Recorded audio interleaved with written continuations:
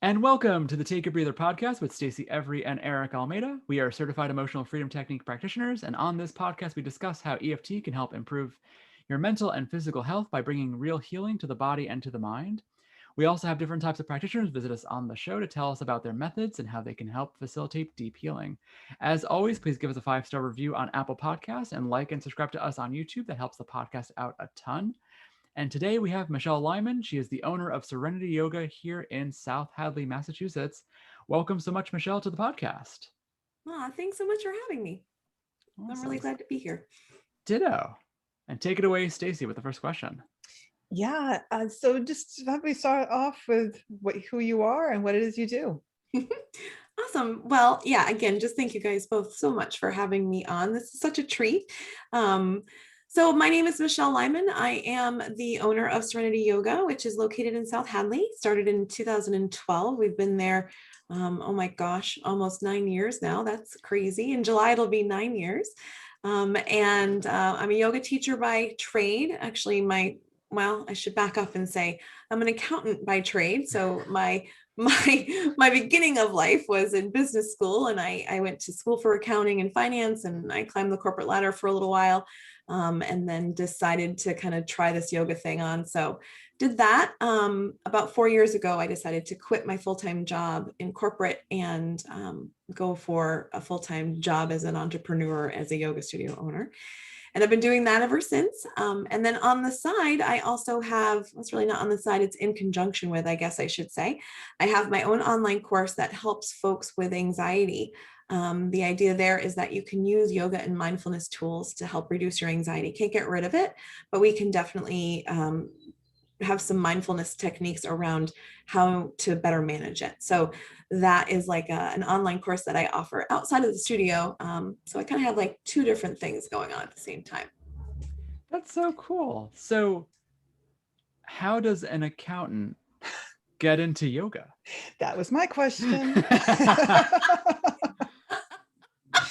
Oh my gosh, I love this question so much because it's really wild. All right, so I grew up in Western Mass, decided to go to Babson College because my cousin Joe, who's a few years older than me, went to Babson College, and I went to his graduation and I was like, "Ooh, what do they do here? I really like this. I want to go here. The campus is beautiful." And my dad was like, "It's a business school. So like, do you want to go into business?" And I was like, yeah, I guess so. So I, did the scholarshipy thing and went out there and did my 4 years there, and then decided that I was going to be in corporate America and climb that corporate ladder, and got my master's degree at Babson as well, joined a financial leadership development program down in New Jersey at Lucent Technologies, back when Lucent was still a company, and just dove into being this corporate person, because that's what you're supposed to do. That's what you do. You go to college and you get a degree and you climb the corporate ladder. At least that's what I thought you were supposed to do.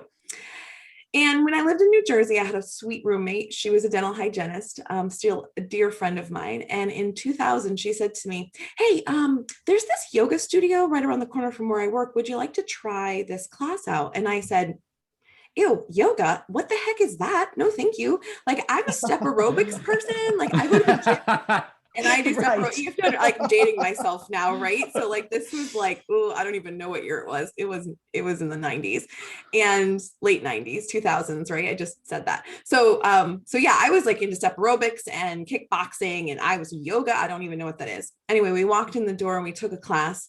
It actually was a yoga Pilates class. So that was like a thing back in the 2000s, where it was like a combination of Pilates and yoga. And it was like this hour where you kind of did a little bit of both. It was kind of cool. Which was good for me because it still had that like Pilates like pace of like, counting to 100 to do like the things that you were doing with Pilates work, but it also had that yoga feel. And so we both walked out and we both sat in her car. I remember this distinctively. And she said to me, "What'd you think?" And I said, "I don't know what just happened, but I'm in love with this practice." Like, I couldn't put it into words. It was like something had transformed, or there was like a pathway that opened, and I went like, "Oh, I need to do that." So anyway, long story long, I ended up talking with one of my teachers at the time, and she said to both of us, my friend Jen and I, she said to both of us, she was like, you guys need to be teachers. Like, I don't really know if there's any other way to say it, but like, just do this training. So her and I went into this 200-hour training down in Jersey, and it was basically for beginners, you know, to learn how to teach beginners yoga, which was great. We got out of it what we needed to. And I think we both kind of thought like, yeah, all right, we both have our full-time jobs and we'll just teach this stuff on the side. So I taught for many years as, you know, as like in evenings, like Wednesday nights and Sunday mornings, and, you know, sub for people here and there. It was a fun thing to do. It was something fun. I loved my own practice. And so I was really excited to share it with other people because it helped me. And I thought it could help other people too. But I don't think at the time I quite knew the power of it. I think I still was considering it to be kind of like, you know, another exercise thing that people can do after work. So anyway, fast forward, I moved back up here after the job stuff down in New Jersey went a little south, and I decided to move back closer to family and friends and climb the corporate ladder here in Western Mass. And I did that for 11 years. I was in the corporate tax department at Mass Mutual. I did a couple of different leadership roles at Mass Mutual, middle management stuff. And I was defining myself as, you know, the next thing in the finance department, all the while still really kind of teaching and doing the yoga stuff. And I found myself attending a yoga class here in South Hadley at this beautiful little studio in the Commons. And I can remember distinctively laying on my back and like twisting pose and looking around and thinking, gosh, if I ever owned this space, I don't think I'd have those curtains there. I might actually move that wall. Would I take the carpet out? I'm not really sure. And like started having these like really foreshadowing thoughts about like what I would do if I owned it. And it didn't freak me out. It was kind of more like, yeah. When I own it, I'll just take care of that then. And as you'll get to know, like I have anxiety a lot of the times around stuff. So stuff like that normally freaks me out, but I was like, yeah. So that was a sign. So anyway, the woman who owned it at the time decided that she wanted to sell it in 2012. And she asked if I wanted to buy it. And I thought, oh gosh, yeah, I could totally just have that studio as the side gig. And we couldn't work out a deal that worked for me. So I just said, no, thanks, not meant to be. And so she sold it to this other woman. And the other woman still had me on teaching. I was there all the time taking class, knew the community really well. And about 2 months after, I think she bought it in February of 2012. And in May of 2012, the woman came to me and she said, Michelle, my husband just got a new job in Boston and we need to move. Would you like to buy the studio from me? Oh my God. I said, okay, the universe is telling me that I need to have this thing. So let's do it. So I bought it from her in 2012 and I started running it as like a side thing. It was just a side hustle. It was something I needed to have in the community for people who, you know, these were my friends. I was practicing there regularly. Like I needed these people to continue to have a space. And then about 2 years into doing both, working full-time and climbing the corporate ladder, and then also doing this yoga thing, I started to recognize that I was becoming two different people. Like I was this one person during the day that was like this, like not cutthroat, but just like, like things that were important in that world didn't matter to me, but they mattered to the people in that world. And I found myself really conflicted when I was at work. And then I would go to the studio or I would work on studio business at night. And it was like, okay, this is good. This is fun. Oh, this person has a question. So it was like much easier. And then as I continued to climb the corporate ladder and as the business continued to grow, I found myself kind of at this crossroads at the beginning of 2016. And I was like, okay, something needs to give. I'm so unhappy, but this is who I'm identified by. I'm a corporate person. Like, I don't understand how I'm not going to be a corporate person or how I'm going to survive on a yoga teacher salary, but like, this isn't me, but I don't know how to leave it, but I need to get over here into the yoga world, but I don't know how to get there. So I worked with a dear friend and a wonderful life coach, business coach. You guys probably both know Catherine. Anyway, so she helped me out and we worked through like all the different stages of letting go and shedding who I was as a corporate person, and just began to realize, like, even as I was continuing to work in corporate, people would say to me, I can totally see you being a yoga teacher. You don't fit the regular like accountant persona. Like, you don't come across like an accountant. I mean, I get that you're here and you're working in accounting and it's awesome. You're lovely, you're friendly, whatever, but like, it doesn't match. And so I could see why you would really want to do this yoga thing full time. And so the universe provided, and we had just acquired a company. We had just acquired like the MetLife business at Mass Mutual at the time. And they were reorganizing my department. And my boss had to let my position go. And I said, oh, what a shame. Thank you. And I left with a little bit of security from a financial perspective, and I have not looked back since. I will say that first year, I felt like I was on vacation. I mean, I had been doing corporate for, oh my gosh, probably close to 15 years. Well, no, it was more like 18 or 19 years. And it was time to like do something new, but it was scary. So that's kind of like how it worked. But what's really awesome is that like all the stuff I learned in corporate America totally helps me out in my business world. So although I'm a yogi by heart, and I don't really love using that word, but although I practice yoga and I run a yoga business, all that corporate stuff, all that business stuff kind of, goes over into the business world of the studio too. So that's kind of cool. That was a really long answer.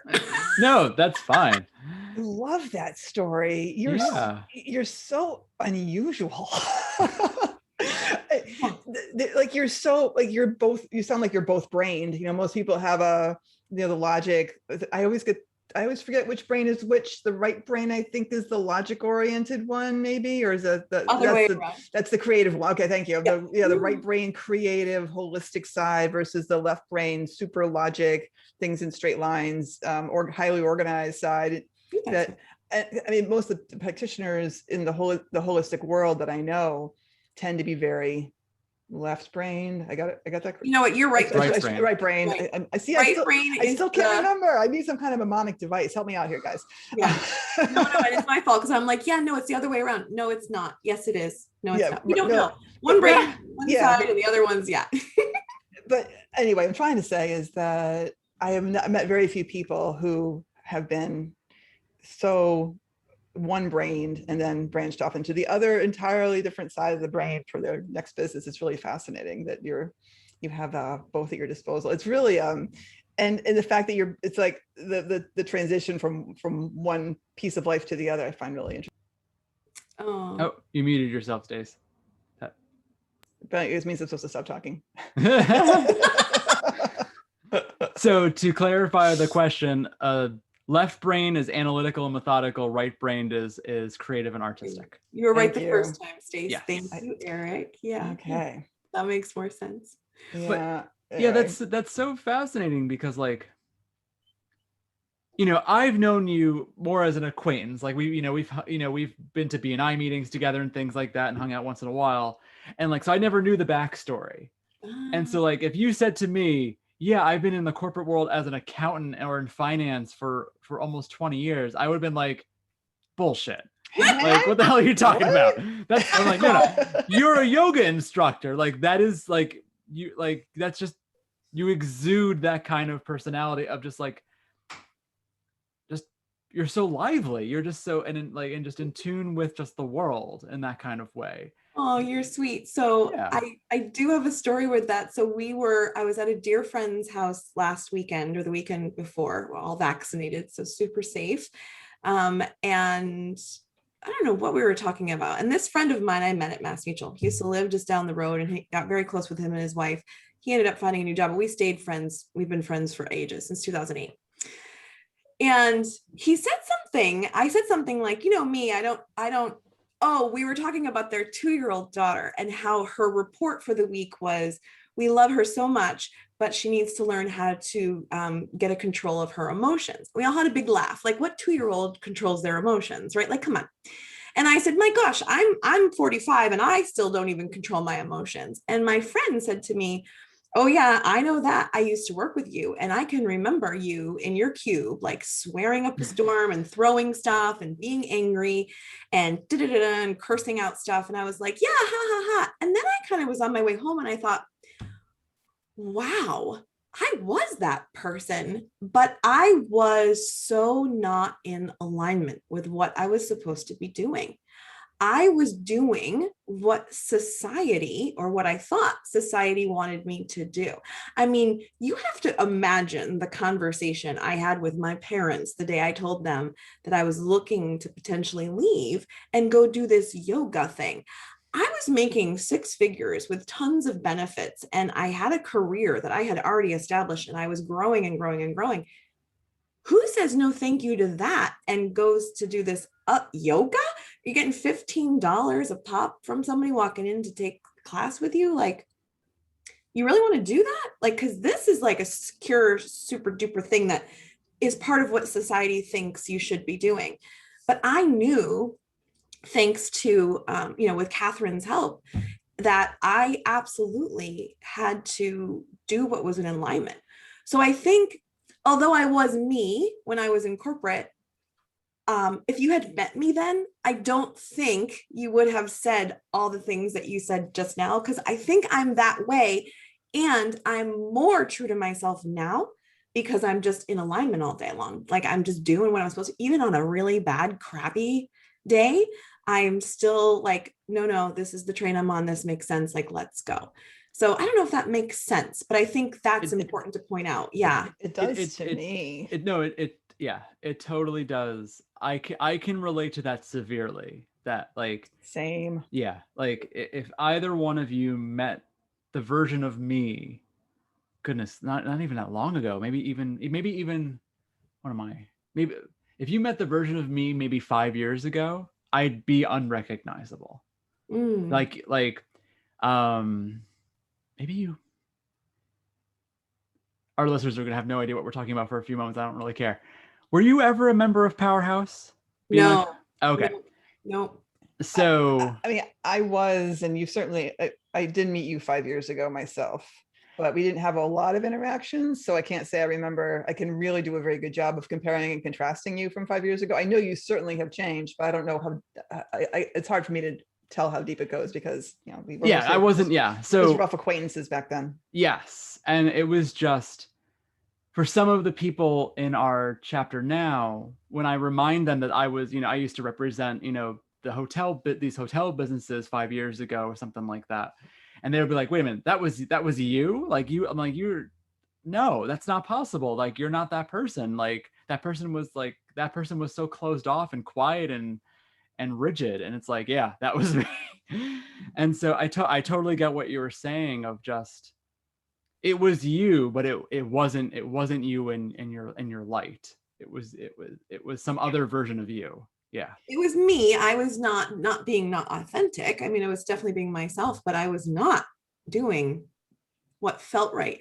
And it's so interesting. When we were talking about this, I just had this conversation with somebody a couple of weeks ago, a shaman I met who, an acupuncturist shaman who I met, and he's in Belchertown.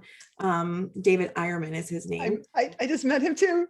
He's awesome. Amazing guy. We have to have him on the show too, Eric. We're just shouting out all the names. Catherine Catherine Gola. We already had Catherine on. Yep, we've already interviewed Catherine. Oh my gosh. Yeah, she's amazing. So anywho, so Dave and I were talking, and he's the coolest dude. And like, and he was just like, yeah, no one goes, like, when you're 17, like, you don't go like, oh, what does my alignment say that I should do with my life? Like, you do what, like, your prefrontal cortex hasn't even been developed yet. You think you're just supposed to go about like the path of what you do, and you just get on this path. None of the folks that I know in wellness knew that they wanted to be a wellness person, when they were 17, 16, making decisions about the rest of their life. I mean, maybe they did. I mean, I don't know everybody, obviously, but like, I just find that it's such an interesting thing where a lot of us take the path that you just go down because that's what society tells you to do. Society, I'm doing air quotes, but it's like you get there and you go like, ugh, this doesn't feel right. I don't really know why. Unfortunately, I think that happens for a lot of people, but unfortunately you get stuck. And I was stuck for many years. Like, I did not want to do that job probably for 4 years or so before I actually decided to jump ship, or was told to jump ship. And it was really, I wasn't going, it's scary. Change is scary and hard.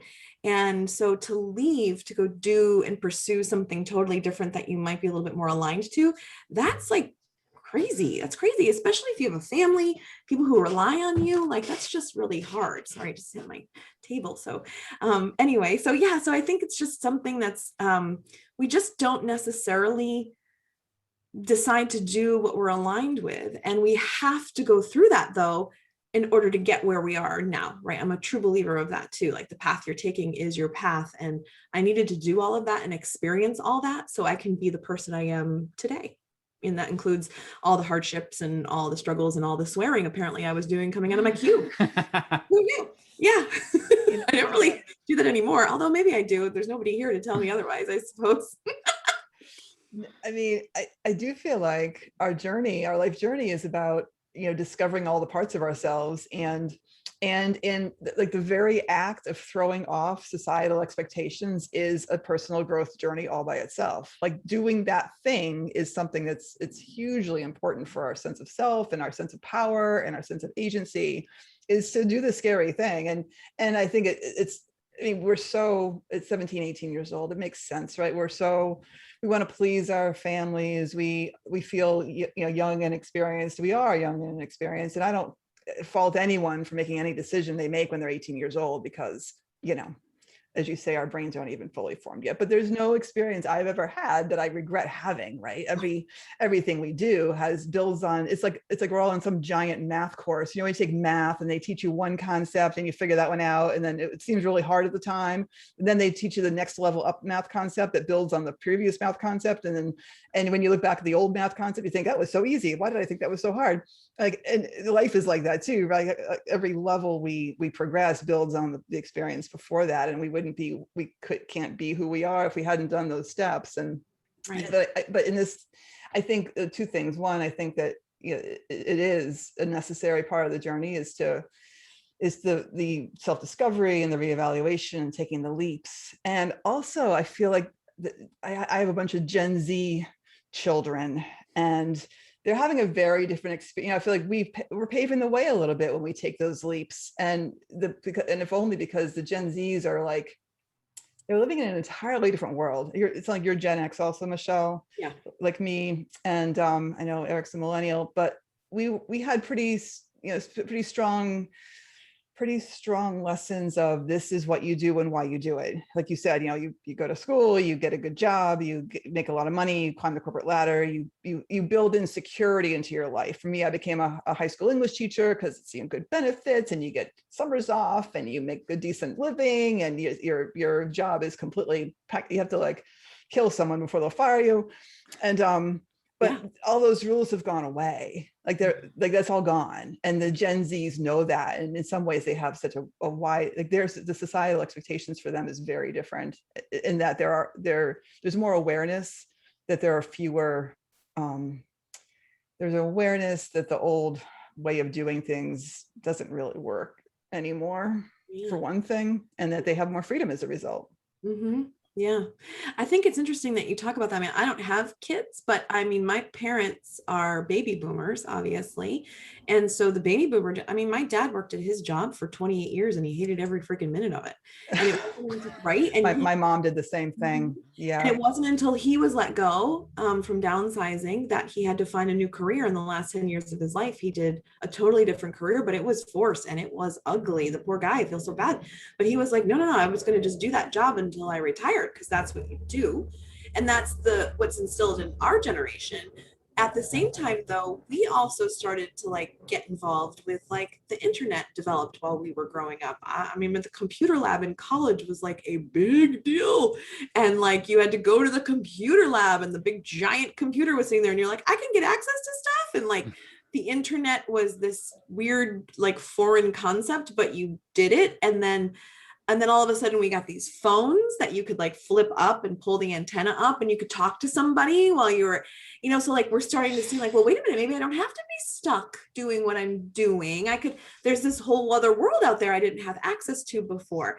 And so then we have kiddos, our generation anyway, and we're teaching them something different. So, it's interesting how it's evolving because of the way the world has evolved, and it's way faster than I think anybody could have anticipated. But yeah, it's a different world right now. My nieces and nephews who are 17, 18, 19 years old, they're total different expectation about what they're going to do with their life than what mine was. I mean, and my parents were great about mine, but it was just different. It was just totally different.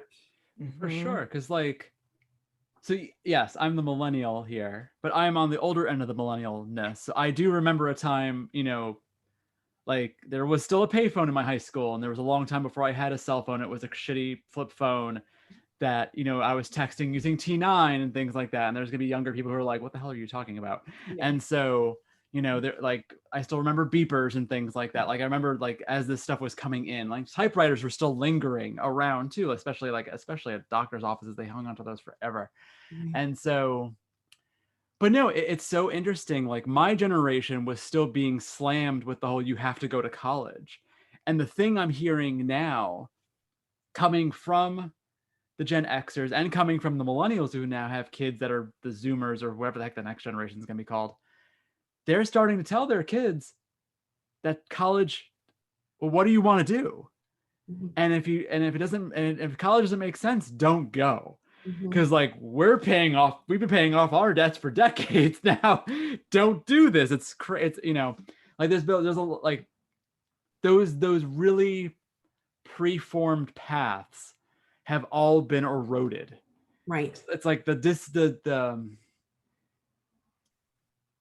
baby boomers had the job that they did forever, like you guys described with your parents. My parents are also closer on the boomer side as well. Yeah. And like every generation below them saw that just stopped being a thing anymore. It started happening to you guys. It definitely happened to my generation. And like, so the Zoomers are coming up being like, so you can't trust anything. Like I'm not going to work for the same company forever. You know, I can't trust that my degree is really going to do anything. And the government's kind of feels like does whatever the hell they want. And so it's like, okay. Yeah. So hopefully they take that knowledge and they turn it into resilience and not into nihilism. That's, you know, that's kind of the that would be bad. That would be bad. Yeah. And so, but yeah, it's a very weird world that we live in nowadays. But going back to what you were saying, it creates this possibility for these microcosms of success. Yeah. Look at us.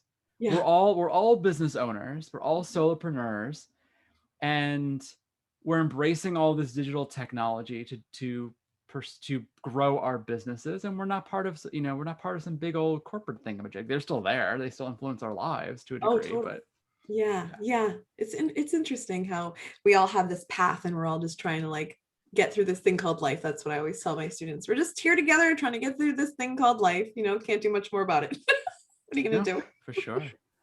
Speaking of which, I'd love to know more about, you speak so eloquently about your past. I'd love to know more about what it was about yoga that you fell in love with exactly. Like, I think, as you say, like 15 years ago, people were like, yoga, okay, yoga.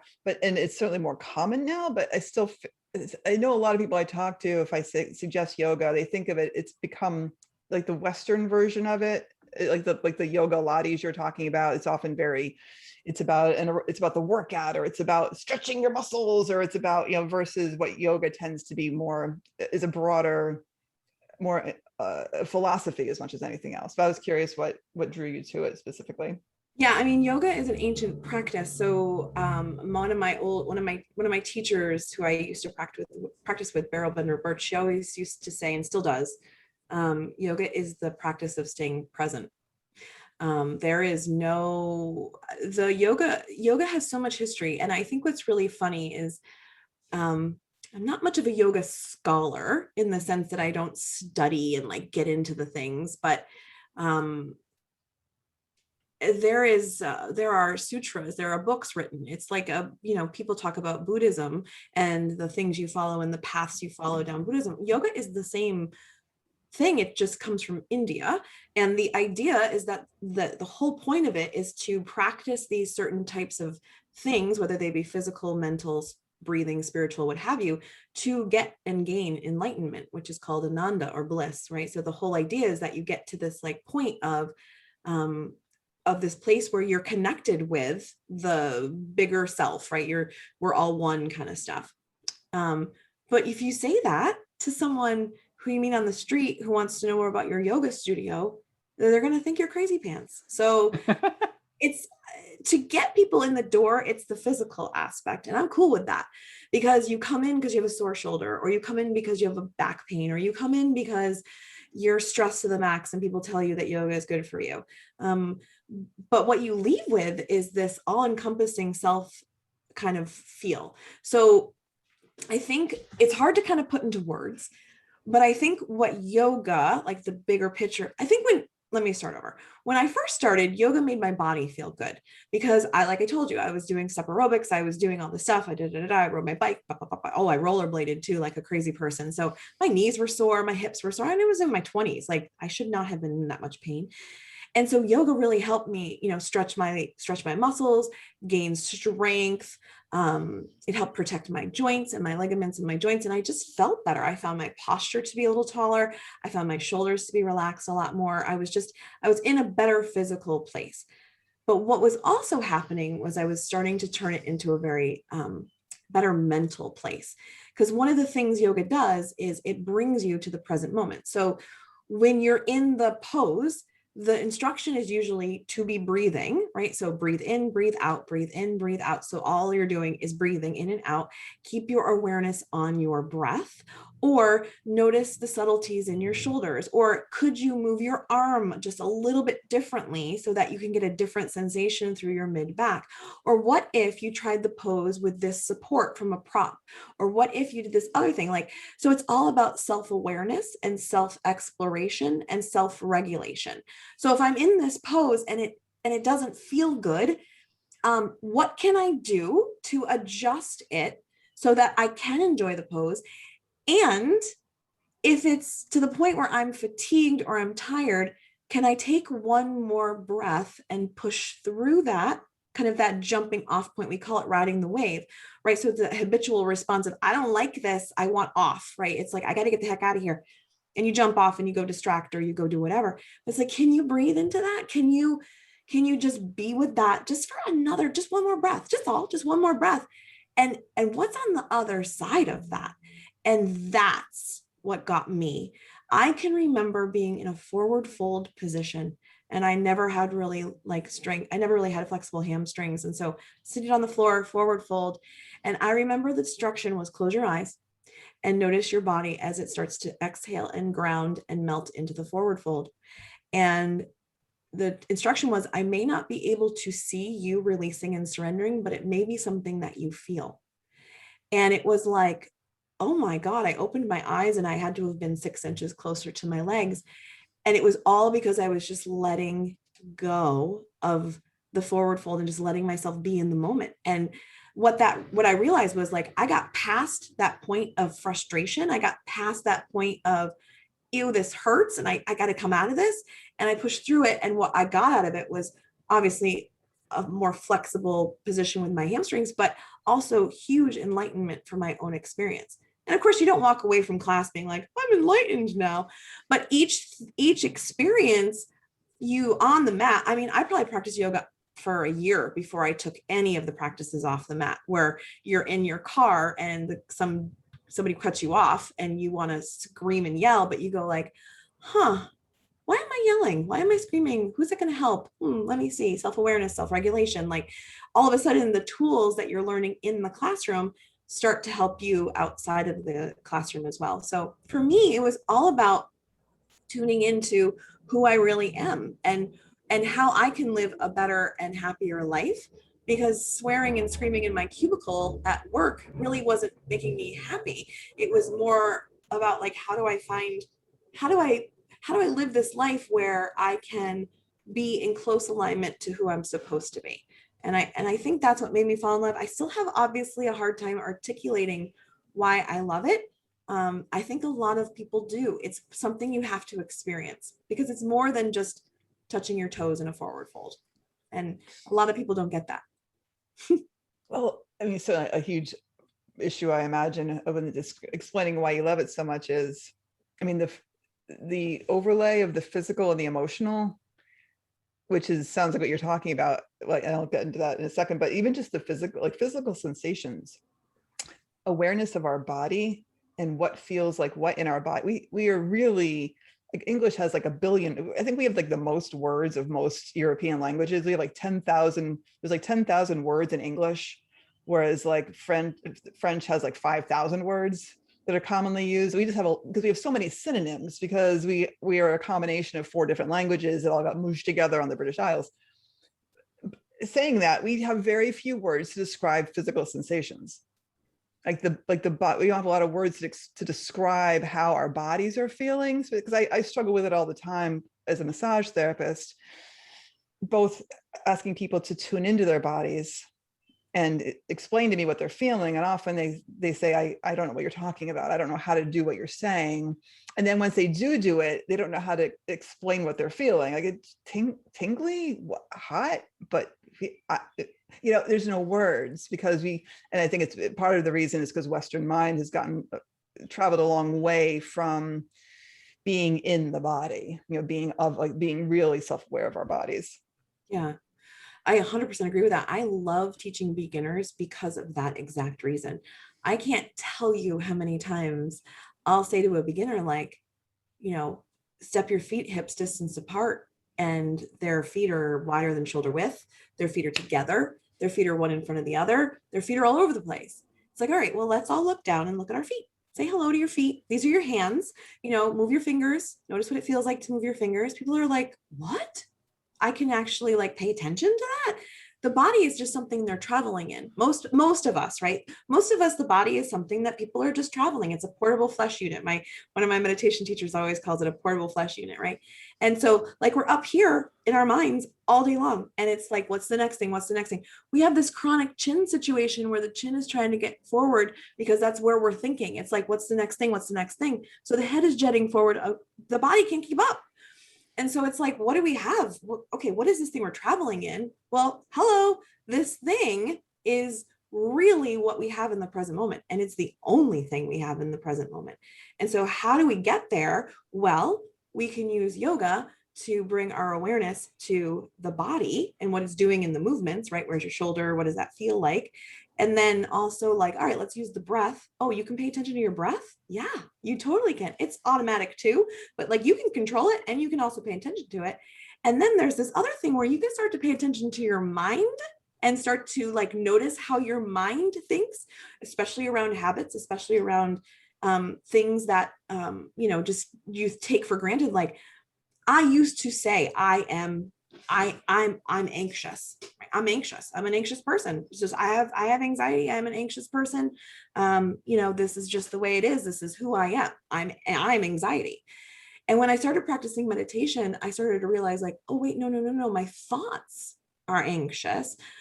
I'm actually the one who can observe the thoughts, which is getting a little woo, right? But I am actually the one who can say oh, those thoughts are not me. I'm the one who can hear the thoughts and see the thoughts and visualize the thoughts. And so when I'm having a moment of this thought pattern, where things are crazy, it's I can step back and go, oh, wow, my mind is just thinking today. It is pretty wild up there today. It is a crazy storm today, but I'm going to just continue to be, myself and try to ground and not get caught up in those crazy thoughts. And so that's what yoga is all about. It's all about connecting back to the true self, back to who you are. And I think the body is the first avenue in. So when someone says to me, I can't touch my toes, I'm like, great, you're the perfect person for yoga, because I'm going to get you in the door by showing you that I'm going to make you more flexible. But within minutes, you're going to walk away going, oh, this is bigger than a bread box. And I can't really quite explain it, but I just know that I know I feel it. And I think you're right, Stacy, there's no words for it. I think it's hard to explain because we don't have the words, but also because it's the connection between body, mind, and spirit. Yoga actually literally means to yoke. It's a Sanskrit word that means to yoke, and it's to bring together the mind, the body, and the spirit. The three elements just kind of come in together as one. And obviously there's millions of other things to talk about with that, but I think it's really hard for someone to say it. You have to experience it. It's interesting. Yeah, that piece of it anyway. No, for sure. I understand what you were saying especially regarding the difficulty of trying to advertise yoga as this way to achieve that kind of transcendence, because I've attempted to do that in the EFT world. It doesn't work. People it's a very rare breed of person who is aware enough to then pursue something that transcendent. Haha. And so yeah, you do have to kind of get people in with the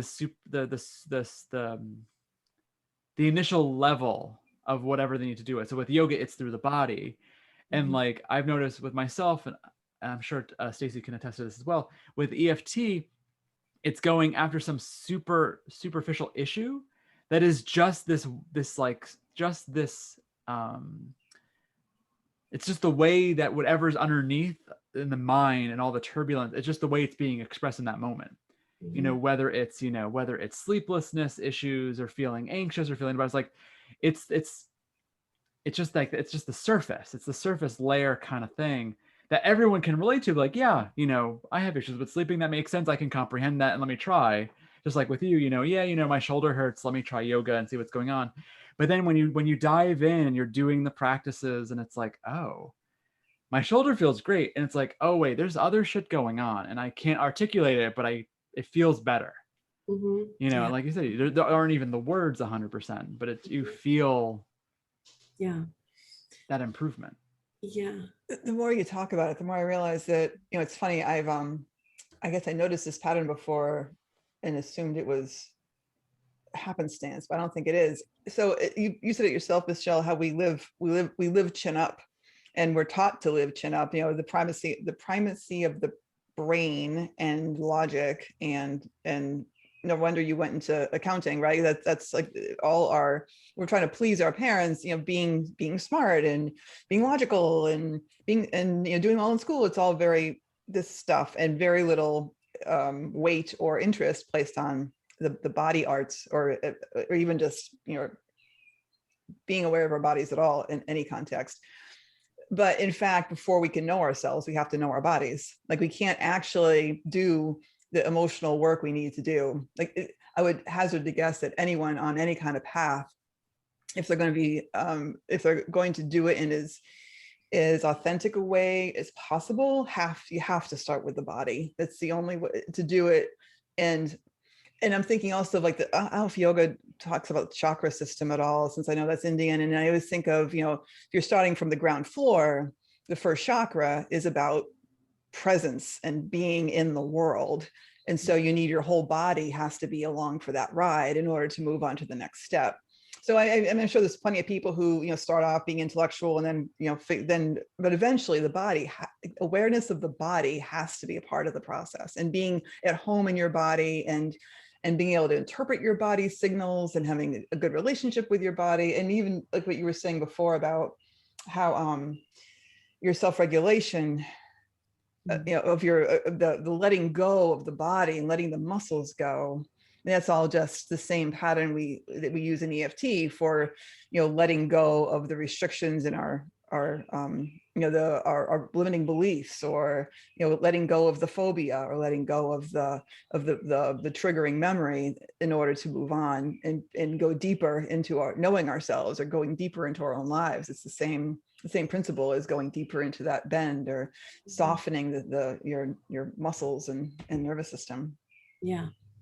Yeah, it's interesting. I think, yoga started to, if you read back to the Yoga Sutras, what's super interesting is the Yoga Sutras are like one of the most ancient texts around like what yoga is.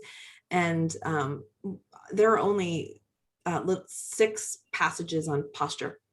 And the rest of it is all on breathing meditation and what it feels like to get to this next state so that you can become, this enlightened human being. And the postures were really just movements so that you could prepare the body to sit. And so there are some methodologies that are just about meditation, and you just sit down and you just start playing with it. But because of the world we live in now, your body cannot sit in a comfortable position the way meditation suggests, because of what we do to it all day. Like, it's just not, we're rounded forward. We've got all these like issues. So it's just interesting how we need the yoga to get out of our head. We need the postures to get out of our head so that we can get into our body. So I completely agree. It's like the way in. And then we use the body to stay present. And then as you grow into your practice, things change. When I first started practicing yoga, oh my gosh, it was all about what I could do. right? Oh yeah, I can do a back bend. I can do a handstand without a wall. I can do forearm stand. Look at me go. Like, what's up? And I was working hard to get like the perfect abs and to have the perfect down dog and to have the perfect pose. And then it was like, oh, wait a minute, that's not what this is about. Oh, click. And then it was like, oh, wait a minute, I don't really actually feel like doing wheel today. I don't feel like doing like this full back bend thing. I kind of feels like I'm having a rough day. So I think I might just do like a little back bend, like bridge instead. And then like, actually, I really kind of like bridge. Like bridge is kind of like my jam right now. My shoulders don't really love wheel. So now, as I'm getting older and my practice is getting, different, I could give a hoot about getting up into handstand. I still can, but I don't care. And I can do wheel, sure, all day long, but I don't really want to. I really want to do what feels right for me. And that's the switch. And that's where you go like, oh, I can do that outside of yoga too. Like I can do that in my life. Like I can choose, I can pause in a moment. I can see the situation for what it is. I can step back. I can see the situation for what it is. And then I can decide what I want to do. Like, do I want to continue down the path where maybe my habitual response would be, or maybe do I want to just say like, well, I'm not doing that today. So instead of saying like, oh, of course I have to get into the wheel because the teacher is suggesting that we do wheel. No, not for me today. I don't feel like it. I'm good.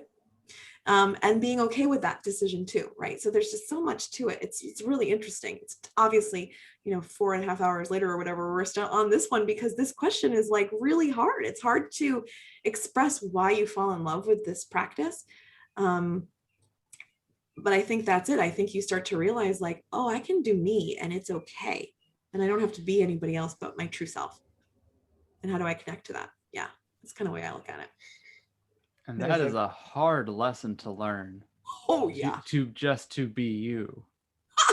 and to figure out who that is, and then to live as that person, and then to be willing to stand for that person when you hit resistance from others. Mm-hmm. And dear Lord, that's not an easy task for any human being. No. Any of that. No, I saw a meme the other day. Oh man, I wish I could find it off the cuff. I don't know where I was. I think it was on Facebook. And it was a picture of this woman. Oh, I know it was an Elephant Journal, elephantjournal.com, I think. And I think it's an older article because I've seen it before, but it was a picture of this woman and she was on like washed up on the beach. And the camera was like on her face and she's laying in the sand and she's got water and seaweed all over. And the quote was something like, no one said the path to your true self was going to be easy or something like that. Like it was like, oh, you're in for a friggin' ride. Like you think this is easy? No, it is way easier to be on autopilot and just reacting and doing that. It is so much harder to undo habitual patterns and to live in this place where you're constantly questioning and constantly looking at and constantly wondering, why did I do that? Why did I have that thought? Oh, that's interesting. It's just so much harder. And on the other side of it though, is there's so much growth and there's so much opportunity to live a happier and healthier lifestyle, because once you get to the other side of an EFT, you guys talk about like the onion layers, right? It's like that first layer gets peeled and the next one, the next one, the next one. Well, when the onion is gone and you work on the next onion, it's like, oh, that's gone. Like, I don't need to do that anymore. I don't need to be that person anymore. I can now just do me and like grow from this new place. It's like, building on top of itself kind of a thing. So it's hard, but it's way worth it, I think. I think, speaking of memes, I thought that it was, I saw one recently about considering the definition of hard. And I hear you, like because I think like someone, and I all I remember is the first line was, marriage is hard, but divorce is hard. So pick your hard, right? Mm-hmm. And they had a whole list. But it's the same is true here, where the low level misery I see a lot of people struggling with in their jobs, in their relationship, in their living situation.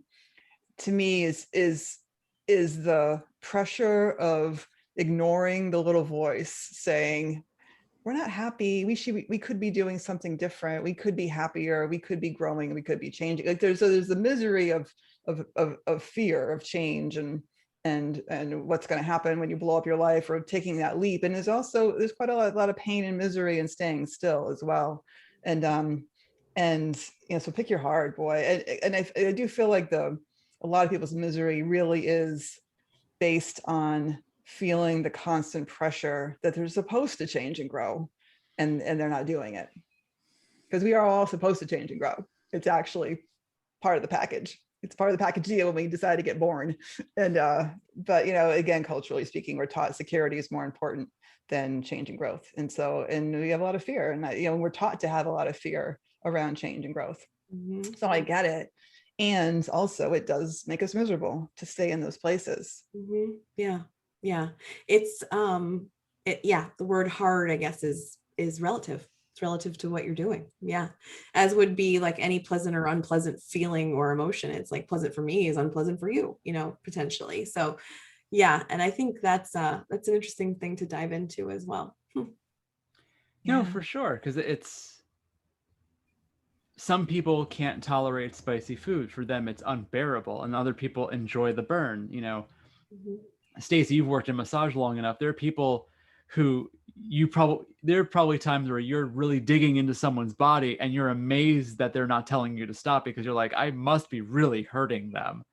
But then like for them, they're playing around on that line between enjoyment and pain. And they're right there. And they're just kind of like, like I'm one of those kind of people when I get a massage. There are times where I want like don't stop until I tell you to stop kind of thing, where it's like, even if I'm like, oh my God, and it's like, no, keep going. It's like, yep, right there. Yeah. Okay.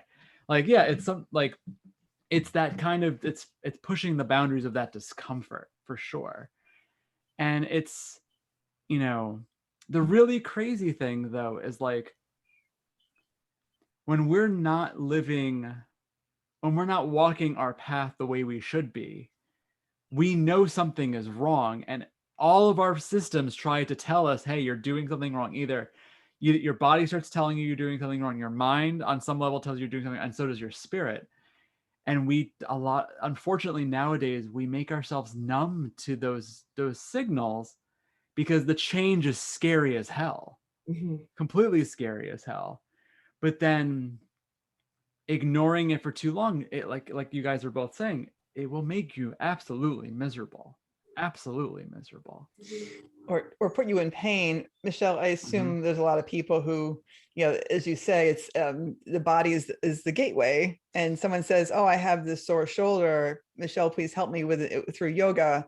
The sore shoulder is from, let's just say, working a mouse at a job that causes them tremendous amounts of stress. And there's that relationship, right, between the emotional pain and the physical pain, or the emotional discomfort in the physical body breaking from it. I mean, I have plenty of people I work with who the pain isn't just a signal that they're performing a task that's too much for them, but it's emotionally too much for them also. Mm-hmm. And I love how yoga is the gateway to healing the emotional as well as the physical through the practices that you offer. Yeah, I mean, you must get that all the time, Stace, when you're massaging folks. People probably cry on your table. It happens. Yes, yeah. I mean, happen. I cannot tell you how many times I've been teaching a class and I've had someone burst into tears. And it's one of those things where they come up to me after and they'll go like, I don't know what happened in that pose, but I felt a release and I had to cry, and I couldn't even put words around it. I'm like, yep, that happened to me in bridge pose back ages ago when I first started practicing and lifted up into bridge and my hips released something. And I burst into tears and I was like, what's happening? Why am I crying? But as a yoga teacher, we all know like what's going on underneath. So we don't bother you. We're not going to be like, oh my God, what's happening? Did we break you? No. You just do you. And our issues are in our tissues. Our body knows way more than we give it credit for. And I mean, there are brain centers, like actual research has found around the heart and in your digestive system. So when you say things like, my gut is telling me I shouldn't be doing this. Yeah, it is. It is telling you. Like, it's not just your brain. Like when you can't verbalize what you're trying. Like, I don't really think I need to go down that dark alley right now. Like, well, that's kind of a bad example. No one probably should be doing that. But like, I don't really think this feels right. Like, there's something about this. Or like, oh, when you like meet somebody for the first time and you're like, seemed nice, but I don't know. There's like something off for me and I'm not sure what it is. Like, that's your gut reaction connecting to something, right? Or if your heart is telling you like you're feeling heavy or whatever, like you're having, a breakup or a death that you haven't dealt with or something, that's going to stay in your body. Like, your body is going to hold on to that until you release it, either through yoga poses, through meditation, through EFT, through massage, through acupuncture, right? The body knows our issues are in our tissues. That's one of my teachers loves to say that too. And it's so true. And I was just gonna say, and yoga gives you an opportunity to kind of like dive in to like go deeper and let that stuff go, even if you don't realize that's what's happening. And I love how yoga helps people become more aware of their bodies so that when those things come up, they know enough to look at it more closely and see what the messages are of what our body's trying to tell us. It's so funny you say this because I've been having some health concerns lately with, I had COVID last year and I've been having a tremendous amount of exhaustion and like heart palpitations. I'm thinking, what's going on with me? And I have had a client today, a massage client today, who says, he's like, how are you doing? I said, well, I'm still having these issues. I'm not sure why this is happening to me.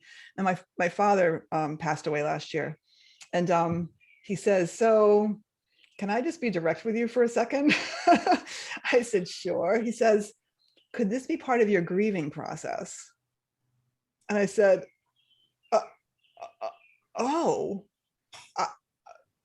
maybe it is, because in fact, these symptoms started up right when we started wrapping up the estate. Like right when we knew the closing date, I got the car, all the things were lining up, and we were actually almost totally like put the physical manifestations of his life are either being sold or sent away or given away or whatever, is when I started up with these heart palpitations and exhaustion. And it never even occurred to me. But of course, and it's something that, and here it's a little embarrassing since this is sort of my job, but in fact, it didn't occur to me that these physical responses could be purely emotional, like just grief could be causing these issues. Mm-hmm. Yeah. And don't kick yourself for not knowing. I mean, we're all on this journey together, right? And it's like, I suffer from anxiety a lot. And there are days where I'm like, I shouldn't be teaching people how to deal with their anxiety. Like, I don't know what I'm doing. But the point is that like, I'll say that to friends and they're like, oh no, you are the perfect person because you're figuring it out. And you're like 3 steps ahead of the people you're teaching. And that's okay. And that so, yeah, absolutely. It's like, I would have said that about you as well. So yeah. Yeah. Right. You're the perfect person. A little bit of like, give yourself a little bit of space there. No, I do. It's just ironic that it didn't, but that's why we have other people in our lives. It's why we have practitioners, honestly, is for them to get an outside view of us and point out the things we need to see and hear and then help us through them. Like, that's why we go to practitioners. That's why we need each other that way. So true. That's so true. Yeah. Tell me more about your yoga. So I know that COVID hit your business hard, and to say the least, and you've been pivoting and reinventing, and I'd love to hear more about your yoga for anxiety and depression that you're offering. Oh, sure. Yeah. So, I mean, talking about your path having everything to do with where you are in your current place. Like being in the corporate world and living in this space where I was not connected, I developed, or I have, their anxiety kind of runs in my family. It's like a thing. And so anyway, it was really prevalent. And I was seeing a talk therapist in my 20s. And at that time it was talk therapy. It was literally like, tell me how you feel. I'm going to jot a bunch of notes down and see you next week. Right now, it's so different now. But at the time it was like, okay, what am I supposed to do between sessions? Like, I don't know what the hell I'm supposed to do here between sessions. And so I started the yoga practice, my own yoga practice, and I found over time that it was helping me. And then as I dove into it, it was like, oh, there's lots of connections here between mindfulness and getting in the present moment. And you can't possibly be anxious if you're in the present moment, because the present moment is just what it is. It's just right here and now. And anxiety and fear and uncertainty all comes from the mind, right? The mind's job is to plan, is to think, is to is to dream. And the mind tries to understand stuff. The mind's job is to understand things. Like the mind wants to know what is going to happen. It needs information. And so when it's uncertain, when there's a fear or there's uncertainty, the mind's like, all right, well, I'm just going to do as much thinking as I possibly can so that we eventually feel like we're either trying to do something about it or we actually come to a conclusion or an answer. And so what that does is it triggers your body to think that you're actually in a fight flight situation. So you actually feel all of the symptoms as if you were, being chased by a bear or something like that, except you're sitting on your couch. So this was all happening to me, and I found the yoga practice was really helpful. So I don't know, about 4 years ago, I started an online program, and I was like, oh, I'm going to do yoga for anxiety, but it wasn't the right time. I used a coaching company, and it was great, and they were helpful. And I thought that was the way my business was going to go, and it didn't really work out, and that was fine. So I had developed something, but it was like back burner. And then when COVID hit and we transitioned from an in-person space to an online studio, I immediately was like, where is that online course? Because first of all, my anxiety's through the roof. Second of all, everybody's anxiety is through the roof. Third of all, like, how the hell do I make money now? Like, how do I eat? How do I survive? Right. I mean, like I lost 50% of my membership overnight because people didn't want to go to the Zoom with us. And I don't blame them. Right. Not a lot of people want to do that. They want to be in community. And so I really dove into like online podcasting. I was listening to all of the big ones, Amy Porterfield, Tyler McCall, Heather Sager, all the folks that like talk about, doing online businesses and what does that look like. And over the summer and fall, I took out the online course and I tried to make it a little bit more about, what was going on now and marketing it. And I'm learning so much and it's so interesting. But so I have like this second gig going on where it's like, yeah, I got the studio and I've got the community at the studio and I have my teachers at the studio and my support staff. And it's a physical space that I just adore and love. And I can't imagine my life without it. And there's a whole other world out there of people who are extremely anxious, who don't even realize that yoga can help. And when I say yoga, I don't mean twisting your body into a pretzel. I mean mindfulness. I mean the theory of yoga. I mean breathing. I mean present moment stuff. I mean the idea of connecting back to your true self. So I created this program and I'm working darn hard to try to get the word out that that you can manage it. You can't get rid of it through me. I'm not a therapist. I'm not a psychologist. I'm not going to do any of that stuff. What I am going to do is I'm going to teach you how to recognize when you're having an anxious thought and how you can potentially better manage it. And then, go work with your therapists or your EFT practitioners to tap that stuff out and to like work through the issues. But from my perspective, it's like, here's the stuff you do in between. Here's the stuff you do in between to help you actually start to recognize like, those are just anxious thoughts. And so, so I created this really because that's what I want to do is help those people, help me 5 years ago. Yeah. But also, because it was like, oh gosh, I don't trust that, I hope to God we're never going to go through another global pandemic in my lifetime. But what this taught me was life is uncertain. And so there's no guarantees that I'm going to be able to continue doing what I'm able to do and make the money I make at the studio and live the life I live. So what's my other options? How can I diversify? So that's kind of where the program came out from the back closet and came up front and really been kind of like my focus for the last few months anyway. Yeah. I don't know. Did that answer your question? That was kind of like a long answer. No, absolutely. It's funny. I'm glad you explained it because I kind of did think, when I think yoga, I mostly think of poses. I don't remember breathing and meditation. So yeah, I'm in the same boat. So I think yoga for anxiety and depression, I think, are there certain poses that are particularly nice for anxiety and depression, or in fact, it is something else. Actually, there are certain poses that are better for anxiety and depression. And there's certain things that you can do. So, oh my God, I could talk for hours about this stuff. The science of Ayurveda is like the sister science to yoga. So Ayurveda is another ancient Indian.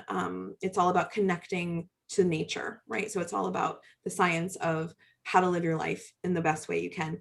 And one of the things they talk about are balancing, like how do you balance your life, how do you keep your life in balance? And there's like so many other steps before the balancing of life.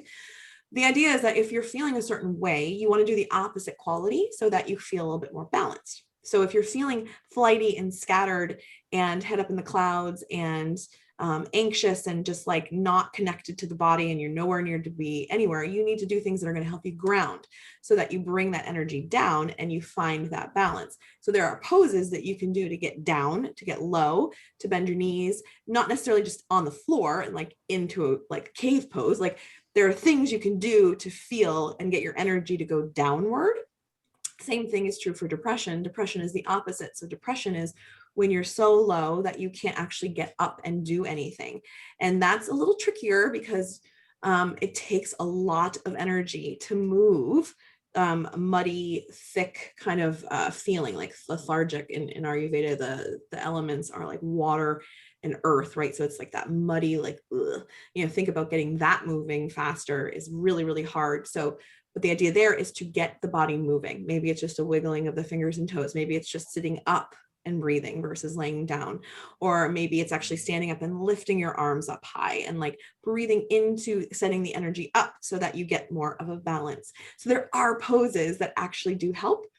And I just have to get the word out there that, yeah, yoga is not just about the poses, because even though I say it, I just don't think people remember it. It's just such a social stigmatism or something, not stigmatism. It's like a stigma or something, right? It's like people think yoga and you see the tall, thin blonde on top of a mountaintop doing some sort of fancy pose where she's holding her foot and like the wind's blowing in a perfect way. It's like, yeah, no, not even close.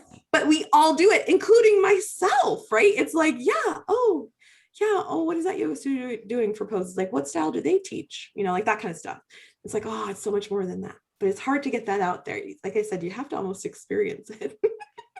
Well, you said it earlier that if you were to talk to potential clients about the spiritual connection with yoga, they look at you like you were crazy. And in fact, like it's the Western mind that separated the pieces of yoga out, right? Like the pieces that it extracted the physical and the power yogas and the hot yogas and the muscle yogas and the stretching your muscles as hard as possible into crazy twisting, positions yoga that has been focused on for the last, whenever they brought it to the United States, it seemed like that's the piece that people picked up on and dropped the rest. And so, yes, there's so much more to it than that that's necessary for the practice and for our well-being than just, making sure we can do a back bend without popping our vertebrae.